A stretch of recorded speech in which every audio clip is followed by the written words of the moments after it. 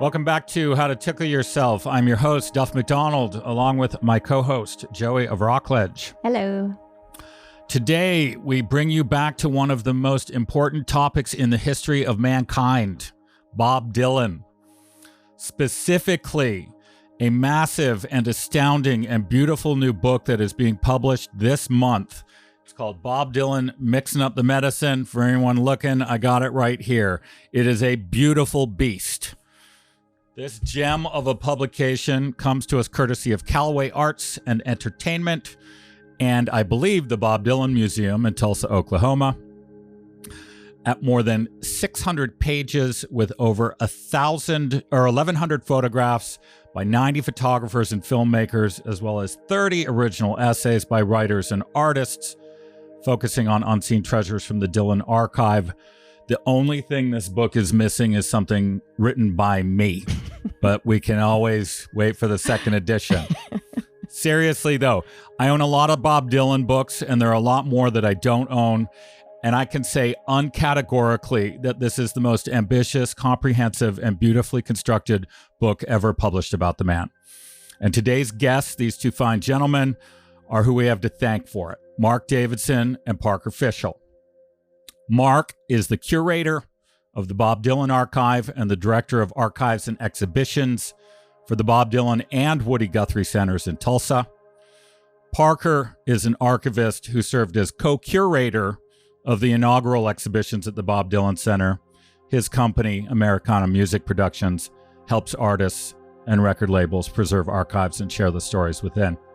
Together, these two dug through more than 100,000 items housed at the archive to create a multifaceted collective portrait of Bob Dylan from his childhood to nearly the present day.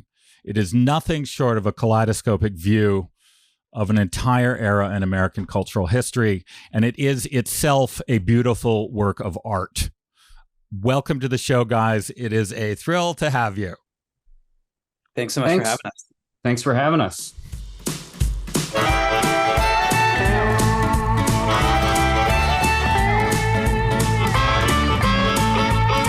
At the present moment, traveling town to town, the mystery of the motion, right here, right now, right here, right now, whoa, right here, right now.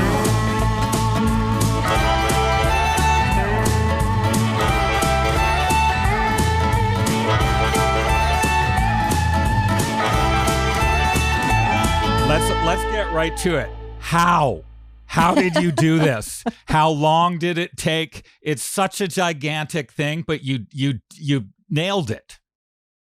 Yeah, I want to make a correction sort of off the bat.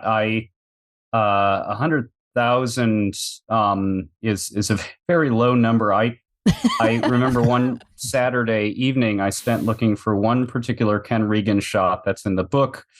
And I went through 50,000 photos, I think, of just Ken Regan photos. So, it was a fun Saturday evening. We started this book maybe 6-7 years ago, shortly after the Bob Dylan archive came to Tulsa in 2016. The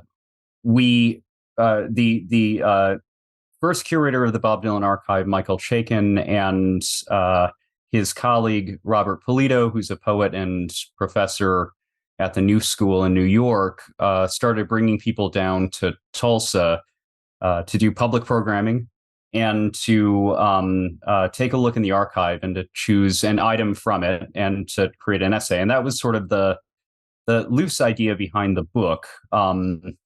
The Bob Dylan Center, as you mentioned, opened in May of 2022. So we had some time in between it getting here and us opening, and we had a pandemic in between, which allowed us to really focus on the Bob Dylan Center and its exhibits. But yeah, it has been, and then Parker and I have been working on it pretty much nonstop for the last 18 months, almost 2 years. So it's been a long road.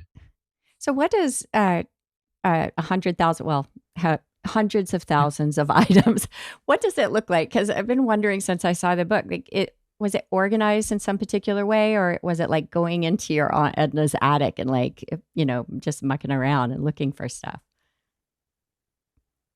Was Maybe there a little of column A, a little of column B. I mean, an archive of that size, takes quite a while to be processed. So, and that's an ongoing, not to be redundant, process that's taking place at the Bob Dylan Archive. But largely all of the manuscript material, all of the photographic material, and large swaths of the film material and the audio material have been digitized. And so that helps.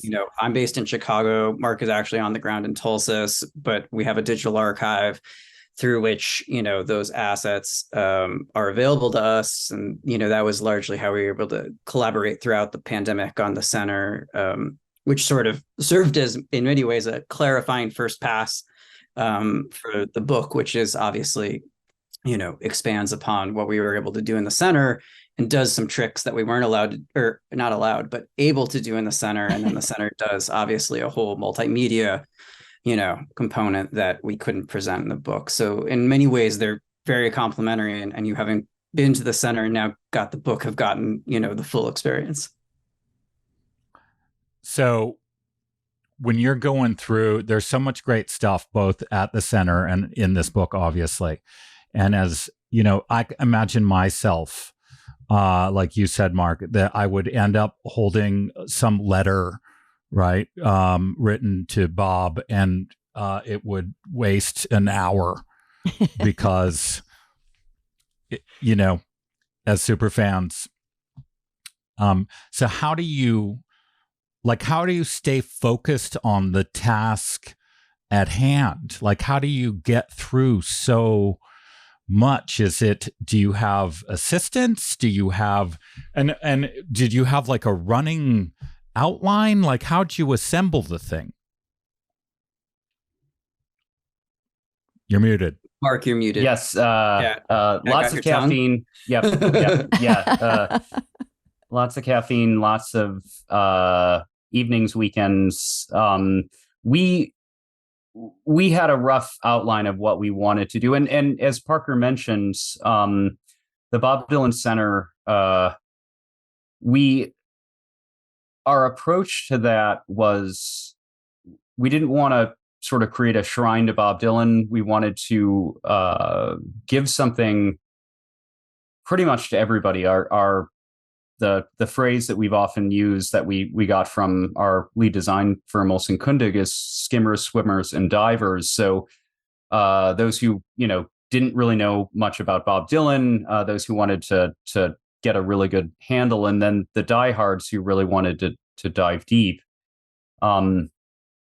And so when we came up with the inaugural exhibitions for the center, and particularly in the downstairs, the Columbia Records Gallery, we have the 6 songs, which are designed to be swapped out. And then we have around that, we have his sort of biography broken into 9 rough eras. And as you'd imagine, lots of arguments over which songs should be included and where the years should break in terms of the eras. But we got to something that we were pretty comfortable with. And Parker and I actually, we messed around with the years a little bit in the book just so that we could tell the stories that the book wanted to tell, as opposed to the center. So what about, let's get into a little bit of the book itself. You're both obviously huge Dylan fans.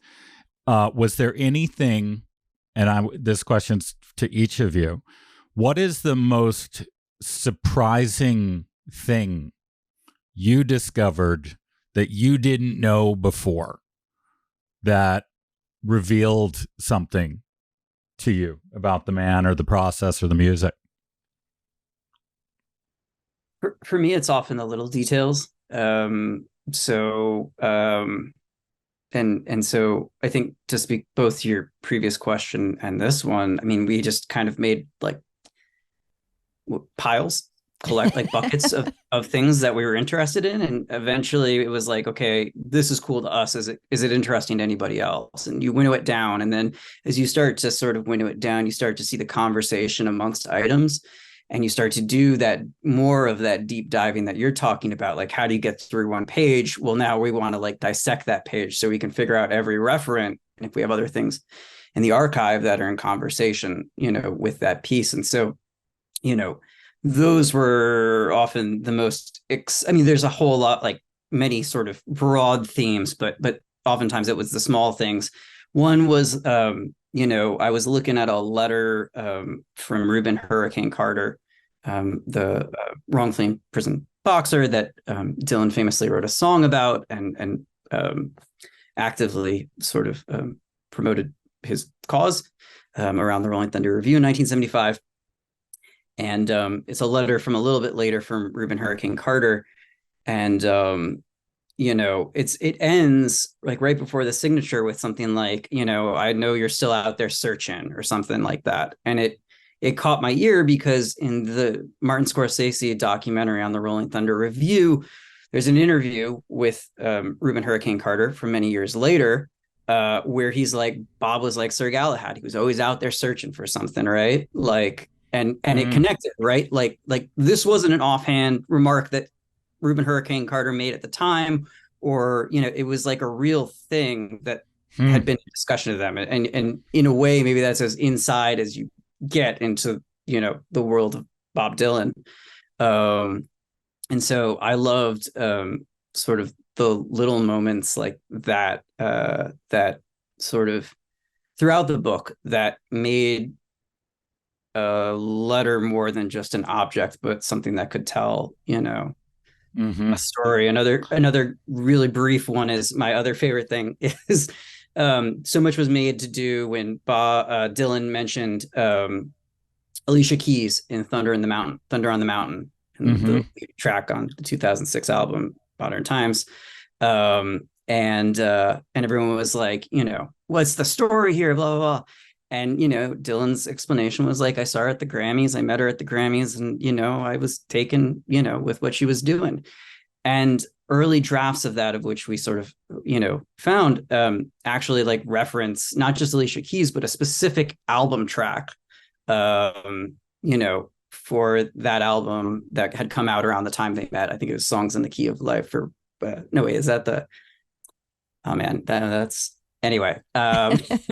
Anyway, it references the track Butterflies. And so there were just little moments that like, make things come alive. And those for me were some of the most exciting discoveries. But I'm sure Mark has other things. What do you got, Mark? Yeah, I mean, aside from the surprising fact that so much has been kept and saved, and that there's so much there. It's been an interesting experience kind of living with the manuscripts. As I said before, we had a center in 2022. The archive lived over at Gilcrease Museum in just close to downtown. And I would give tours to a lot of people, just anybody who, and not anybody who came in, but like, names, famous musicians. Yeah, VIPs, that sort of thing. And there would be moments where I would be showing songs that, Bob had mentioned the person in the song. Oh, wow. I had that happen once. And just that sort of that moment where you go, gosh, I'm looking at the draft version of Subterranean Homesick Blues. Like, this is amazing. But I handle this stuff all the time, and the steward of it. I'm not, rustling papers every day all the time. But there was in those mid 60s typescripts, I found references to a particular it was like page references to some French poetry.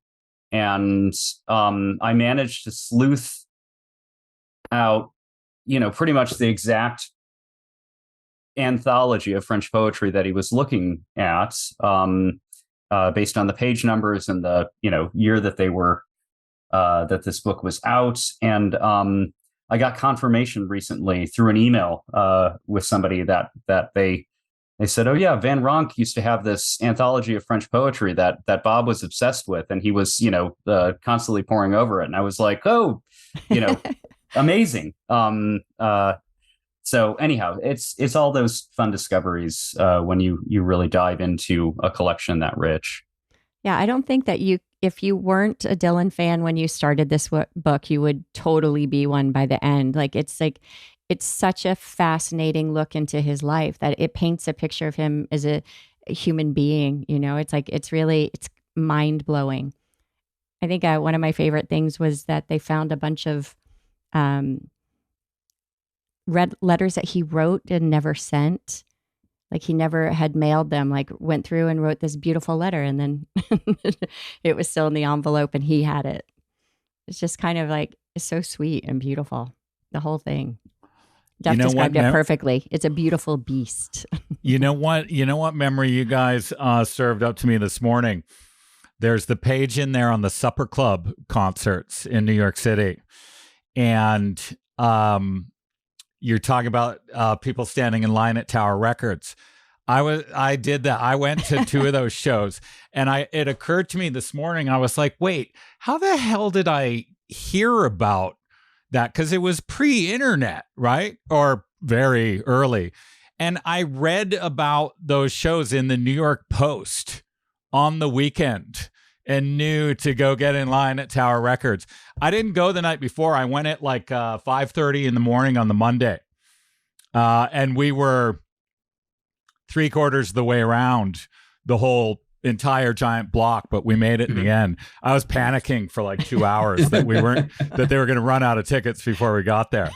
I was watching Supper Club footage just an hour ago. So coincidental, yes. Right. And I have those 4, they're bootlegs, but the 4 blue CDs, those were great shows. Crystal clear too. Yeah. I went into my own Dylan archive today. I was like, what can I show these guys that makes me legit? And I found this upstairs. Ah, there you go. The MSG thing from 92, right? Send it to me. I'll put it on display. Do you have any of them? I'll send it to you in a flash. Okay, well, we can discuss. Okay. I don't, and we can discuss. All right. So you talked about the song exhibits at the museum.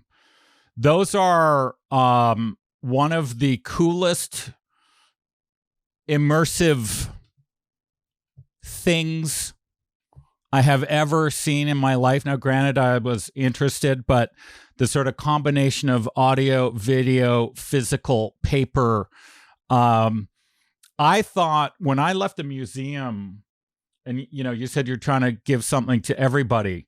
The thing I felt like it gave everybody was a window into creative genius, especially with those songs. Like you saw how it happened, which was a relationship I had never had with a song or a Dylan song in particular, right? You just had you liked listening to it. You knew a little piece of trivia about it.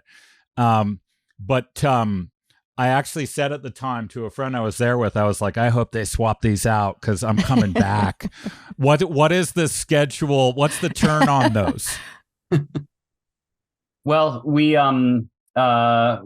been discussing that quite a little bit. And as I said, we actually sent out to a bunch of our sort of close colleagues, major Dylan fans, what are your top 10 Dylan songs that you would like to see us do a deep dive on? And that created its own set of arguments. We've got a few in mind to swap out. We're opening a new exhibit for the book launch weekend, which is October 20th, 21st. And I'm very excited. It's based on the book. It will be showing off some treasures from the Bob Dylan Center, and hopefully that will be a nice reason for a return visit. But yeah, we've got plans. And is there? Go ahead, Dave. No, I was just going to say, is there? I mean, I guess there's the Woody Guthrie Museum, right? But is there anything else that even comes close to this sort of thing, like to the Dylan Center? Like musician wise, do you know of them? Is there a Beatles thing like this? I can't imagine it. Not to my knowledge. Not to my knowledge. I also don't know of another musician archive that's quite, like the Bob Dylan archive. Yeah, there was an exhibit that I saw in Chicago called David Bowie Is, and it was put together by the I believe the V&A Museum, and it traveled, went to Brooklyn. I saw it in Chicago. It was in London, and I was pretty blown away by it. And so I had it in the back of my mind, and a really wonderful exhibition on Leonard Cohen that I had seen too. Both of these happened before the Dylan Center. David Bowie, I think, was before I was even in Tulsa. But it turns out that the people who did the exhibit design, particularly the media design on the David Bowie exhibit, were one of the people who wanted to do the Dylan Center, and in the end we went with it with them. So I think the long answer to that, or the short version, is there have been some incredible exhibits, I think, that have been out there, but perhaps not a standalone dedicated center with a permanent exhibit like that. Yeah, and if you think of Bowie, you had the scope of the career and also the costumes, the creative breadth as well. Is there and I hate to put you on the spot again, but what's the funniest thing you've found in the archives? Oh, I know what I made Mark include. I was going to say, I know what I was going to say, but I don't think Parker and I can speak of it. So Parker, you go. Oh no. That could be any number of things, Mark. No, there were so many. So part of what the Bob Dylan archive received was a mailbag, like an old mailbag, which if you've been to the center, you can see it in the archive wall, stuffed full of unopened fan mail from about 1966. And as part of some of the contents were kind of moldy. So as part of the preservation of those materials, they were taken out, they were actually opened, and they were cataloged. And amongst the contents, there are amazing, first of all, it's amazing. He's getting letters from across the world, in 1966, like the reach is that broad already. And there's all kinds of things that people are sending him: Ouija planchettes, a paperback copy of Kurt Vonnegut's Cat's Cradle. But the letters themselves are also really zany. And I feel like the ones that I made Mark include are some of like the funniest objects, maybe. That one is a kid who has to write a high school report on someone famous. And he says that he's writing to Dylan because Dylan is the second most famous person after Fatty Arbuckle.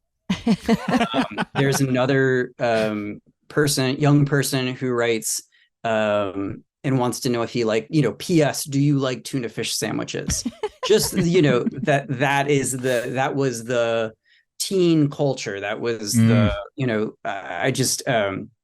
it was like a really charming sort of, if you think of Dylan in 1966, answering a question about if he likes tuna fish sandwiches. It's a very, odd thing to imagine. So what was one of those kids asked him to go hunting for Bigfoot or something, or there's a Bigfoot letter too. Wow. It's amazing. The other thing about that fan mail bag is because it's 1966, you've got the motorcycle accident of July 29th. So a ton of letters coming in from all over the world asking for, can I get a photo, a signed photo? Can I get an autograph? That, love your music. And then a lot of get well cards after that. And that's pretty amazing. There was a one particular letter that we included from November of '66 from a young soldier in Vietnam who was from Buffalo. And I think he was having a pretty hard time, and heard Blown in the Wind on the radio, and then found Dylan's management office's address in a magazine that had been lying around, and to write fan letters. And so he wrote this very personal letter to Bob. I'm assuming that he was assuming that it would probably never get read, but it was about how many friends he had lost, and how much he just wanted to get back home to his loved ones and all of that. And so in the midst of, all of these, younger fans writing him, there's somebody out there whose, music moved Dylan, or Dylan's music moved him in a sort of different way. And it was an honor to discover that letter and to read it. Incredible. So what's the secret to mixing up the medicine? How does he do it? If anyone knows, you guys know. I think, as we say in our preface, the book doesn't really answer that question. It mostly just allows you to ask, hopefully, the right questions. I think it happens in many different ways, and in ways that seem, from what Dylan has said, are just as mysterious to him, and are maybe best left so. But certainly the book provides a lot of glimpses as to how some of those working methods.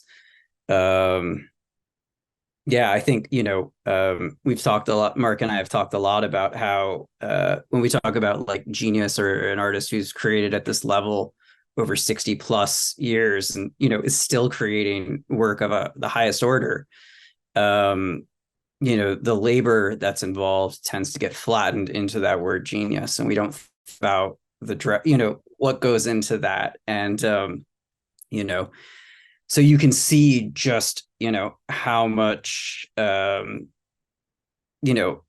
creative impulse at work, how Dylan is constantly writing, how we have the picture of all the drafts splayed out of Dignity, 40 odd drafts. And that's just for him to take the song into the studio, where it's going to change so much more. And then he's going to, ultimately decides, at the end of recording it for Oh Mercy, it's not done, and leaves it off the album, only to pick it up again. And in a very, very Dylan-esque move, finish it and add it to Greatest Hits Volume 3, which I think we'd all agree it deserves to be on that. But so I think, just it happens through a lot of hard work. It happens through, you can see through some of the notes that are included that Dylan seems to be omnivorous in the influences that he takes in and processes and filters. He doesn't really distinguish between high and low, or good and bad. He just sees things that are interesting and that he can sort of fit together in his different way. You see different processes. You see a song like Subterranean Homesick Blues that's there on the page, that's it. Basically, it's a draft, but it's there. Or you can see things like the Blood on the Tracks notebooks, where a million different things are happening, at the same time. And then you can see, something like Tempest, where, things are sort of falling into place a little bit differently. You're getting some of those odd, reference that you get from across sort of the cultural spectrum in the more recent work. So I'm not sure that that's a satisfying answer, except to say that it's really interesting. And you can see, the book gives a lot of different sort of examples of how that happens. It's satisfying. I would sort of say a summary of that is it happens in all the ways. You just got to be doing it. If you're not doing it, it's not going to happen. Right? So that's exactly it. So do you guys have a current favorite Dylan tune? Everybody does. What's yours? What's my current one? Wow. Okay. I want to go last. Okay. All right. Mark. Well, it's funny. We had producer Arthur Baker out to do a program at the Woody Guthrie Center. Where Woody Guthrie and Bob Dylan Centers are sibling museums under the same organization, American Song Archives, and we're all part of the George Kaiser Family Foundation's sort of bigger work in Tulsa. So we had Arthur Baker out doing a program for an exhibit that we had on disco that just closed, and he was talking about all the work that he had done, and so I've sort of been toggling between his version of When the Night Comes Falling from the Sky and the version that we currently have in our cinema at the Bob Dylan Center, which is Parker, remind me of when that performance was. 1986 from Sydney, Australia. From the Sydney, Australia, Hard to Handle. We among all the rest of the things that we're doing is large scale digitization and preservation work of audio and film footage, and the Hard to Handle stuff. I think at that point, the largest 35 millimeter film shoot in Australian history is a project that we've been working on. So, wow. So that's a long answer to a short question. What about you, Parker? I'll go with Stuck Inside of Mobile with the Memphis Blues again. I just introduced my 4-year-old to that song, so we could go, "Oh, mama, is this really the end?" And so we've been doing, he sits through a 7-minute song, so I'm for it. Amazing. So my daughter is 14. When she was like 4, what album would have been to come out 10 years ago? Let's see. Do you have that in your head, Parker? Yeah, it would be Love and Theft would have been the most recent one. Okay, it was Love and Theft. Yes. So we're driving in the car. She's 4 years old. And I had, at that moment, I had transitioned from kids' music because Raffi was killing me. So I was back to playing my own songs. And I put Love and Theft in, and she's in the backseat of the car, and she goes, "Is this Bob Dylan?" And I was like, "Oh my God, my work here is done." I was like, "Yes, it is Bob Dylan." And she goes, "What happened to his voice?" My current favorite is the When I Paint My Masterpiece off Shadow Kingdom. I love that album. It's so cool, right? For him to give us, I saw it during the whenever it came out in the pandemic, but it's such a perfectly recorded album, and the versions on it are just, like you said, he's still got it. He's still doing it. All right. So listeners, this book is out on October 24th, which should be this week. So, in fact, no, today. The book that we're talking about is out today. Go to your nearest newsstand, or I would advise Amazon because it's pretty heavy. You might want someone else to get it from the store to your house. It is a thing of beauty. Obviously, a work of passion, and congratulations, guys. It's one of the greatest books I've ever seen, and I'm not just saying that because I'm biased. It is what you accomplished in there is astounding, and like I said at the beginning, I have a little Dylan shrine here, and so I kind of put all my Dylan books aside because I was like, I don't need to keep looking at these. This one is never coming off our coffee table ever until I die. So thank you for that. Thank you for everything. Thank you for the center, and congratulations. It's a remarkable achievement. Thanks so much for having us. And I will say you can order through the bobdylancenter.com signed copies. Parker and I will be signing them. It will immediately tank the value of the book the second our pen hits it, but it's like taking the car off the lot. Yep. But yes, those are available as well. bobdylancenter.com, is that what it is? Yep. So go to bobdylancenter.com. But whatever you do, listeners, have a look at this in one way or another. If that means you got to come over here, see you soon. It's a great book. Thanks, guys. Thank you. Thank you. Bye-bye. Bye.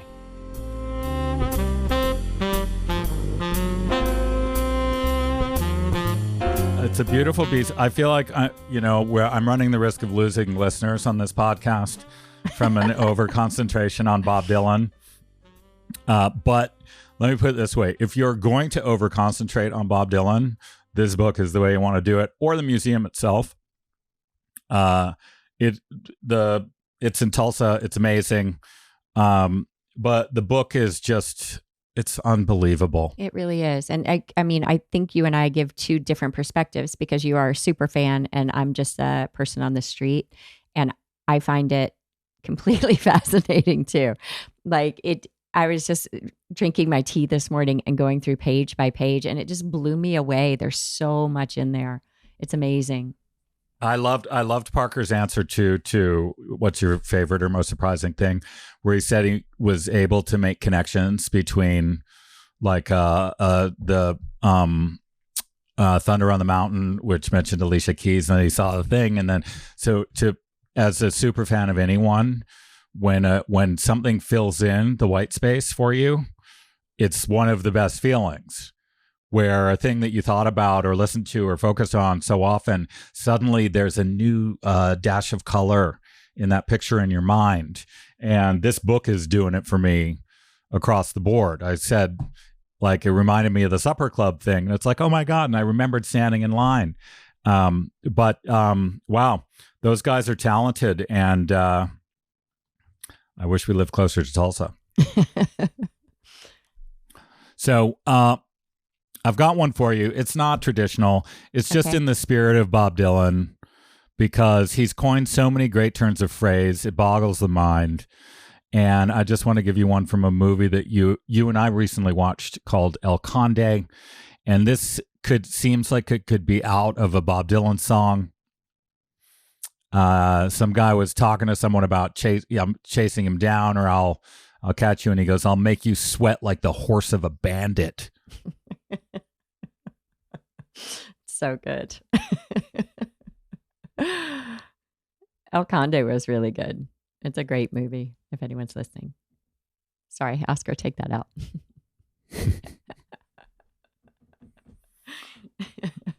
So to close this up, yeah. I don't have Aurobindo. I've been reading this book called Bhagavad Gita, The Divine Message. It's a 2-part commentary on the Bhagavad Gita by a guy named Swami Abhedananda, who is one of Sri Ramakrishna's disciples. And it's basically commentary on the Bhagavad Gita. But I pulled this quote because to me, we talked about how does Dylan do it, right? And one of the things Parker was saying there is basically focus, right? You have to do it. It's hard work, and you got to commit yourself to the thing, and results come. That's the way it works. With him, it's obviously on a level of genius that is kind of startling to the rest of us.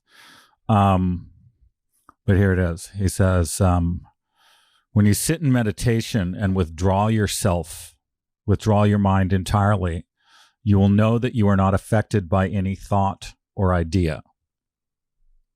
If you can meditate in the purest sense and have just once realized the truth, you will never forget it in your life. Then nothing else will appeal to you. You will see reality face to face. I think Bob Dylan has been staring reality in the face his whole career. Sounds like it. Just a thought, right? Yeah. Who knows? Thank you for listening. What? Sorry? I was going to say, when they were talking about him just taking in information, it's like they were talking about him doing it. No judgment. No judgment, like no ego in it, right? Just accepting. It's awesome. Right? Letting it all in. And the point about high-low there, right? So many songs are high-low. He may be the greatest mixer of high-low that's ever been among all his other accomplishments. Thank you for listening. Listeners, we'll be back with you in a week. Bye-bye. You've been listening to How to Tickle Yourself with your host, Duff McDonald, and me, Joey of Rockledge. You can help us by liking, subscribing, and sharing this podcast with others. You can talk to us and see what else is happening on Instagram and Facebook at How to Tickle Yourself.